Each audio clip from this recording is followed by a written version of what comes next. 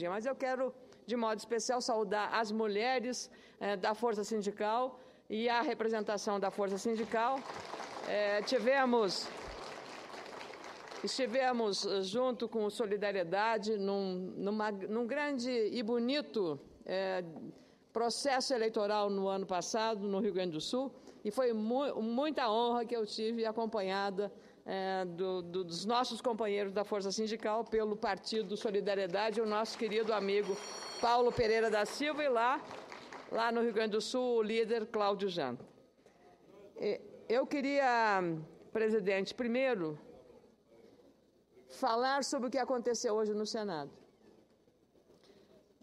A iniciativa de Vossa Excelência, com o presidente da Câmara, Eduardo Cunha, representaram um marco divisor de águas.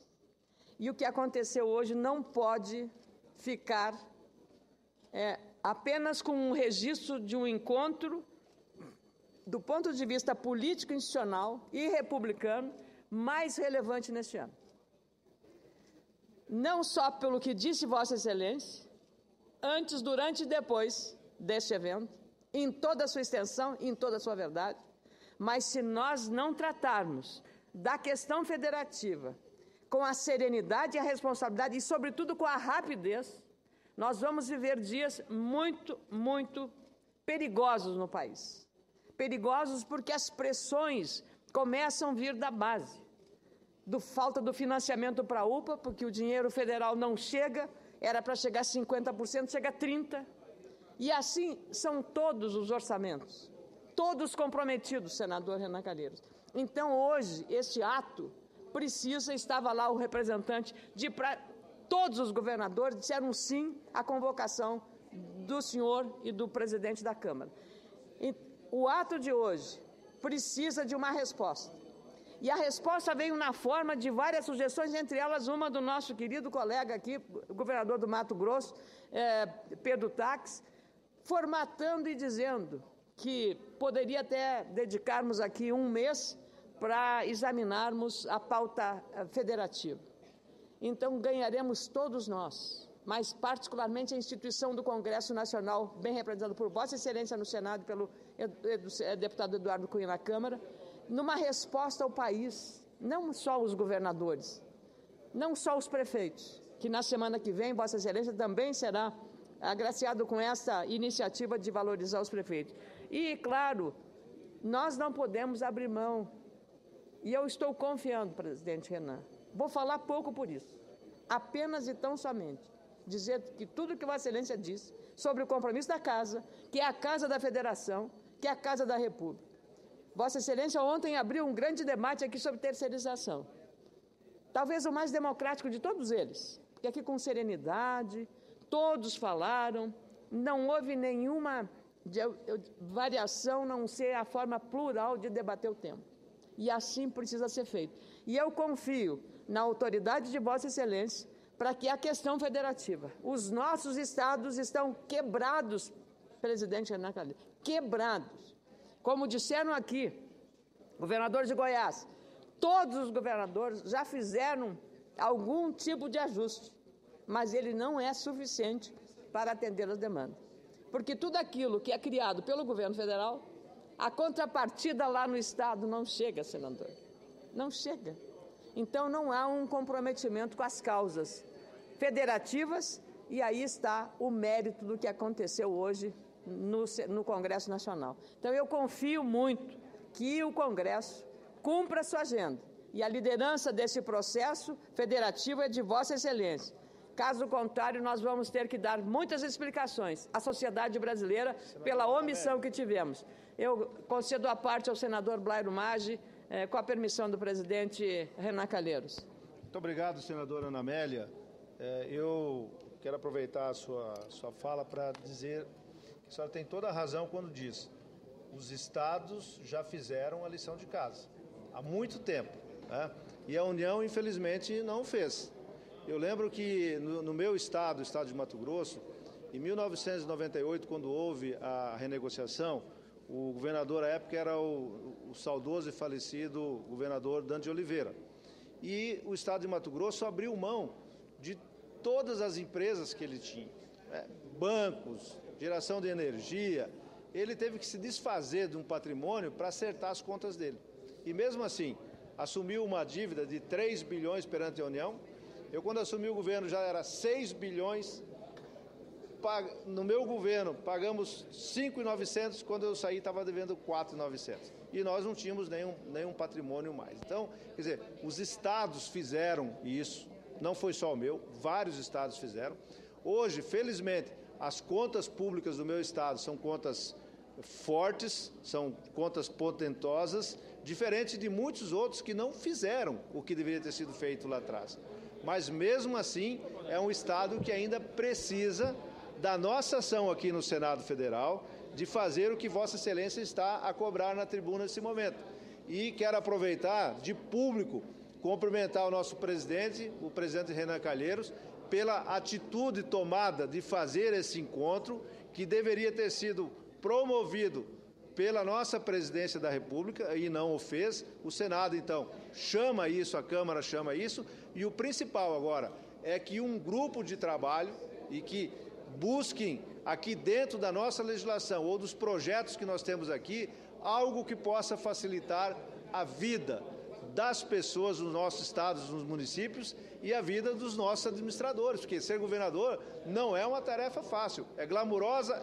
Mas é extremamente complicado governar quando você tem demanda de 10 e só tem 8 para resolver os problemas. Né? Então, parabéns pelo seu pronunciamento. E, mais uma vez, cumprimentar o presidente Renan pela decisão, e dizia ele agora há pouco aqui: presidente, eu me sinto renovado, remoçado, eu me sinto entusiasmado de ver que o Senado Federal vai puxar essa discussão e não é tirar da mão da presidência, mas aquilo que nós podemos fazer, vamos fazer sem a concordância ou não da presidência, porque esse é o nosso papel, e viva a nossa independência aqui. E eu, presidente Renan, por conhecer os senadores que integram essa comissão e que lideram essa comissão, senador José Serra e senador Romero Jucá, quero lhe dizer que a questão federativa e regional num país tão diverso como o nosso, que o Norte tem as suas aspirações, o Sul as suas, o Centro-Oeste as suas. E como bem foi ponderado, o São Paulo do senador Serra tem 70 deputados federais, 70. O Rio Grande do Sul tem 31. O Mato Grosso tem 8. E eu tenho a convicção, pela responsabilidade que tem o senador José Serra e o senador Romero Jucá, que é do Norte, de Roraima, que eles terão a responsabilidade de pensar esta reforma não com olhar em São Paulo, não com olhar em Roraima, mas com olhar na sua Alagoas, no Sergipe do senador Valadares, no meu Rio Grande, na Bahia do senador Walter Pinheiro, de pensar este país como ele é, porque não dá para aplicar regras iguais para situações completamente diferentes. Então, eu confio plenamente na habilidade desses senadores para conduzir aquilo que Vossa Excelência incumbiu aos dois senadores. Com muita alegria, eu ouço o senador Walter Pinheiro. Senadora Ana Amélia, eu quero dizer, inclusive, da imensa satisfação de fazer uma parte a Vossa Excelência nesse exato momento e nesse tema. Vossa Excelência é testemunha aqui de que desde 2011, que tem uma coisa que o senador Braio Maggio dizia agora ali, que é fundamental. Não é nenhuma afronta, senador Braio, ao governo.